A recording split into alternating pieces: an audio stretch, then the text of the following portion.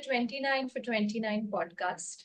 29 for 29 is an initiative to enable, amplify, and support young climate change makers in the run up to COP29. Our mission is to amplify their voices and provide them with a platform to share their stories and inspire young people. Today, we are joined by Adya Mishra. Hello, welcome, Adya.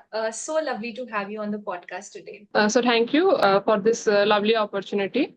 Thank you so much, Adya. So let's begin.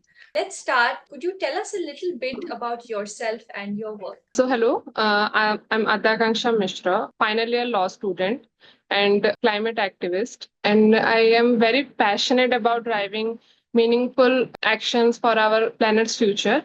I belong to this beautiful state of Odisha, and I'm currently serving the role of program coordinator for Cuttack district for Sattvic Soul Foundation, where we conduct regular menstrual hygiene camps, plogging activities, and we also go to schools and corporates to provide lectures on climate action and how to incorporate sustainable development. Thank you for telling us that, Adya. That's very interesting.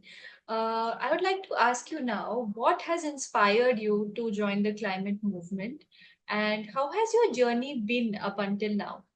Talking about my motivation, I would say I was highly inspired by the Swachh Bharat Abhiyan, which helped me to incorporate the sense of responsibility towards environment, where I started making small changes in my daily life and adapt a duty towards the environment. And I started making sustainable practices and also told my family, friends to incorporate those practices in their life also. Actually, I started my volunteering journey when I met the climate man of Odisha in a social gathering, Mr. Satyabrat Samal. I was instantly driven and was very inspired by how he was working committedly and dedicatedly for the climate action. And yes, then I joined Sattvic Soul Foundation for 2 years ago. And so, without any hesitation, I was very inspired by him and joined Sattvic Soul. And now I am the program coordinator for Cuttack district. I am eager to do this and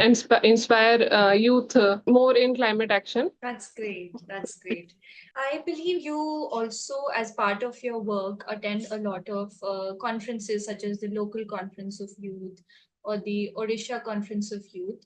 So I wanted to ask how your experiences at these conferences have influenced your approach to climate advocacy, and also the fact how important do you think these platforms are for young change makers like yourself? I'm very grateful that I got to attend the Odisha Conference of Youth twice as a delegate. I was deeply impressed by the opportunity and I could absorb fresh ideas, meet new peoples, and share my knowledge about climate action with them. I gained various insights such as how we can give green jobs to people, how we can reduce heat waves, how we can develop the coastal economy, and how environmental science plays an important role. I could say these type of conferences plays a vital role in letting people know, making people aware about sustainable practices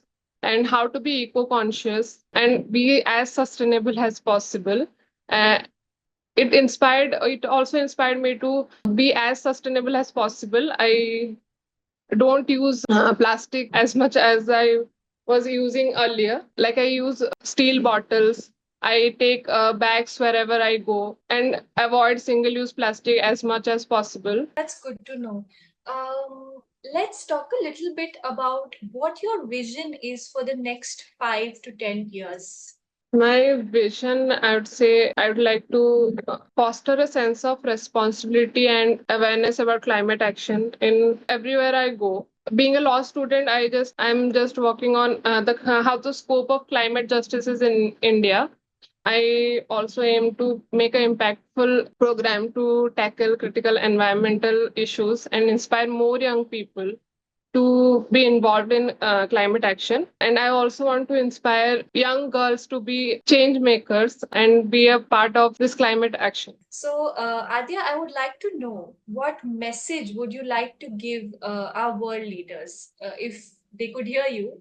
what would you want to tell them? One message I would definitely want to communicate to the global leaders that we should prioritize collaboration and shared responsibility rather than personal interest. We cannot instill climate action in every individual merely by like sitting in an AC room and discussing about climate action. We need to go on ground and know how people are facing the problems. Global leaders have the power to inspire millions of youth with their statement, and I would also request them to make stricter laws for environment. I think that's great advice to our leaders. I hope they listen to you and work on it. Now, I would like for you to give a one line message to local leaders or to young people who wish to create an impact or who wish to become change makers just like you. One thing I would like to express, just like Nalanda was the educational hub of India, I would definitely want India to be the climate action hub for the whole world. That's a great message, truly. With that, we have come to the end of our podcast. Thank you so much, Adya, for telling us about your journey and your thoughts about climate advocacy.